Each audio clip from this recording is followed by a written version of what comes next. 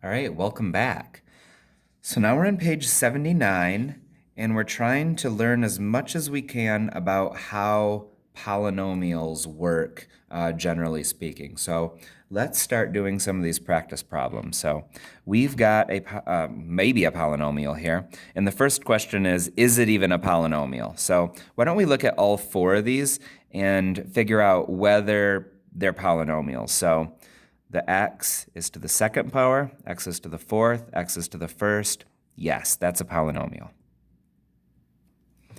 All right, x is to the third. Oh, we have an x on the bottom of a fraction. We took a note a while back that when that happens, it's just not a polynomial. So this is a no. This is not a polynomial, which means we can't do anything else with this problem. This problem's done. Okay, so now let's look at problem number 3. All right, it looks kind of funky, but this square root of 15 is just some random number. This is just a number, and then we have x to the first power. So this is a polynomial. There's nothing here that makes it not a polynomial, so it is. All right, we've got a number, we've got an x to the first, and we have an x to the second. That's a polynomial. By the way, well, we'll talk about that in a bit. So yes, it's a polynomial. All right. Write it in standard form. So this is a new thing. We didn't talk about that in the last video. Standard form means that you're supposed to write, so we've got, you see how we could break this polynomial? Remember, poly means many, so there's many parts. Here's the 4 parts. Standard form means you write them from biggest exponent to littlest. So standard form, we would want this one to go first. So f of x equals negative 3x to the fourth. The next biggest one would be this 2x squared, so plus 2x squared, plus 6x, plus 1. So now it's in standard form. All right, what is the degree? The degree is the biggest exponent, so it's a degree 4. Degree is 4. The type, okay, so this is a new learning thing here. Class, if the degree is 4, just like we say a degree 2 is quadratic and a degree 1 is linear, we say that a degree 4 is quartic. Q-U-A-R-T-I-C. So that might be new to you, but if the degree is 4, we're going to say quartic, and that's how we'll talk about it together in class. All right, so then the type. Oh, we just did that. Type is quartic. And leading coefficient, let's just put LC for leading coefficient, and that is the number in front of the biggest degree. So this is the biggest one, so the number in front of that is negative 3. Remember, that's important because if it's negative, it means that it's going to end over here by going down. So it didn't ask us to, but let's make a little graph about what we know about this thing, because I think it's a good mental exercise. We know that it's going in 4 directions. We know that it ends by going down. And we know that it hits the y, it has a y-intercept of 1. So we know it goes like this. It goes through that point. It goes in 4 directions, and it ends going down. So maybe 1, 2, 3, 4. If you were to put this into your graphing calculator, I'm sure it wouldn't look exactly like this, but I do know that it would end going down in both directions. I know that it would cross here, and so it'd be pretty close. All right, 2 we don't have to do anything with because it's not even a polynomial. Number 3 is a polynomial, so let's answer the rest of the questions. What is the degree? Oh, standard form. All right, it actually is in standard form already, isn't it? Because this is the first power, this has no power, so it is already in standard form. The degree is 1, because that's to the first power. The type, we know that if it's degree 1, we know that it's linear. And the leading coefficient, LC, is that number in front of the biggest term. So that's going to be the square root of 15. And the important thing about the square root of 15 isn't the number square root of 15, it's the fact that it's positive. So we know that this thing has a y-intercept of the square root of 5, so that's going to be like a little bit bigger than 2. And we know that it's going up. I don't know exactly how fast it's going up, but it's going to look something like that if you put it into your calculator. If you know the degree and the leading coefficient, you have a lot of information about what this thing's going to kind of look like. All right, next one. We already determined that it is a polynomial. Put it in standard form. So this is a 1, this is a second power. So this one will go first, this one will go second, and then the number at the end will go at the end. So p of x equals, all right, this pen is not making me happy, so I'm going to use this one. Negative 2x squared plus 3x minus 2 times the square root of 3, whatever that is. The degree is 2, and the leading coefficient is the number in front of that one, so negative 2. All right, so I know that this is a quadratic. So if I was to graph that, I know that it's a quadratic, I know that it's going down, and then I know that it hits the ground at negative 2 times the square root of 3. Let's just say that's around here, and it's going down. Maybe it looks like that, or something like that. All right, number 5, evaluate the function for the given value of x. All right, so that's just saying, hey, plug 2 in to this and get the answer. So let's do it. Equals negative 2 to the third. And yes, you are going to want to write it this way. Minus 2 squared, because this 2 is getting squared, but this is not around parentheses, so this negative 2 is not getting squared. That's why it's important that I put the 2 squared in parentheses, so that I know that this number here is not getting squared, because it's not. Minus 3 times 2 plus 4 equals 2 to the third power is 2 times 2 times 2, which is 8, so negative 8.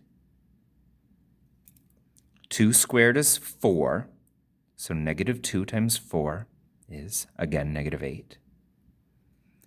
Minus 6 plus 4. So that's negative 16, negative 22 plus 4, which is negative 18. Could you have put that into your calculator and just hit enter? Yes. As long as you put these parentheses exactly the way you see them here, it would have worked. Okay, so now we're going to put a negative 4 in for all of these x's. And this one's looking pretty big. I'm just going to go right to a graphing calculator.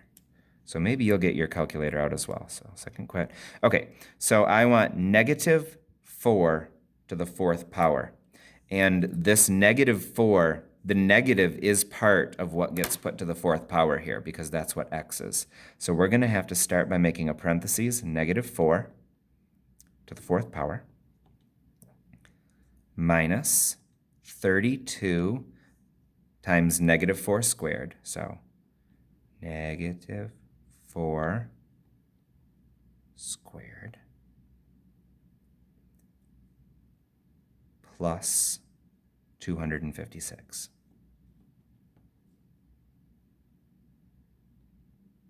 Apparently it's 0.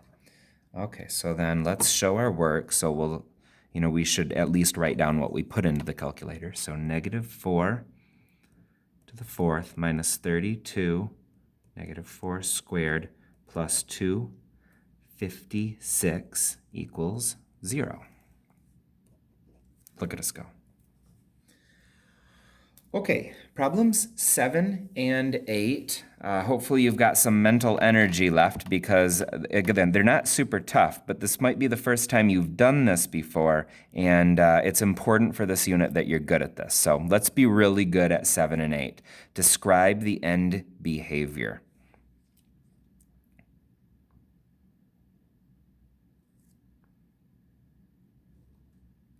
Okay. Make an X and a Y axis there. We're going to try to graph this. We don't have to put it into the graphing calculator to know exactly what it's doing. We can get a good enough picture just using what we do know. We know that this goes in 6 directions, because that's the biggest degree, is 6. It goes in 6 directions, and on the end over here, it's going down. So there. So 1, 2, 3, 4, 5, 6. So it's going in 1, 2, 3, 4, 5, 6 directions because of that. And on the right end, it's going down. So it's going to look something like this. Certainly not exactly, but this is enough for us to answer the question. Okay, so what is the end behavior? So we want to describe what's happening. So all the interesting stuff in the graph is happening right here, and then it just goes down forever, and it's not going to do any more cool stuff. So this is basically our way of explaining what happens once basically the graph kind of becomes boring on each end. So we want to talk about this and this. Let's talk about this one first.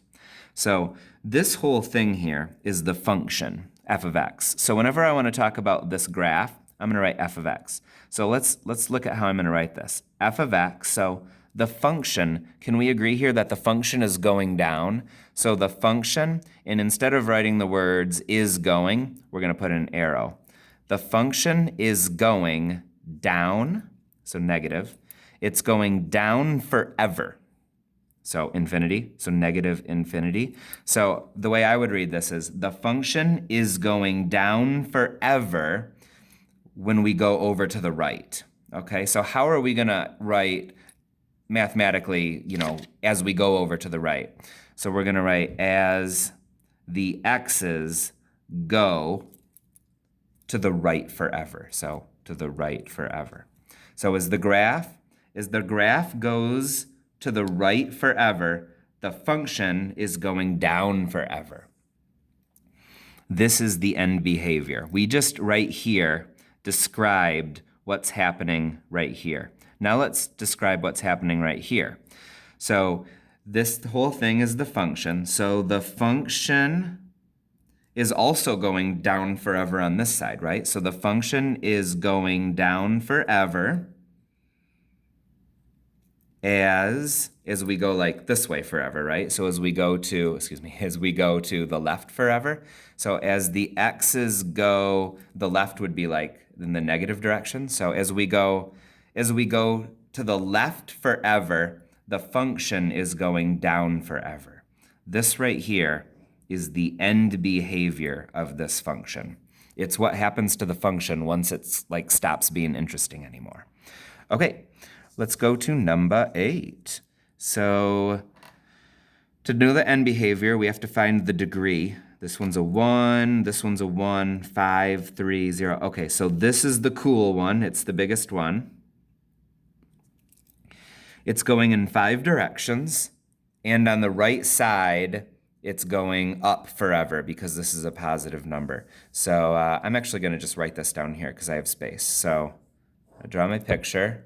So it goes in 5 directions, and the last direction it goes is up because this is positive. So 1, 2, 3, 4, 5. I just made the rest of it up. I don't know exactly what it does here, but I know it goes in 5 directions.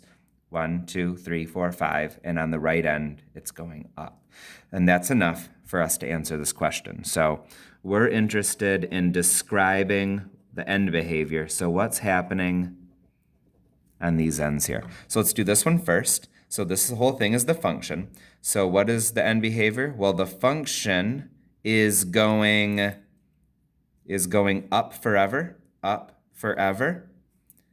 as we go to the right forever. So as our x's go to the right forever, the right would be in the positive direction, so plus infinity. And so this line right here describes that. Now, if we want to describe this one, we'll say, okay, so the function goes down forever as we like go this way, as our x's go backwards forever. And we just described the end behavior for number 8. All right, I kind of think this might be enough information for you to start working on your homework. And I feel like if I go over too many more examples, I might overload you even more with information. So if we need to go over more examples, we'll do that in class. But let's call this good for now. And let's have you now go to Big Ideas and work on your homework for 4.1 and see how much of that you can do. Good luck.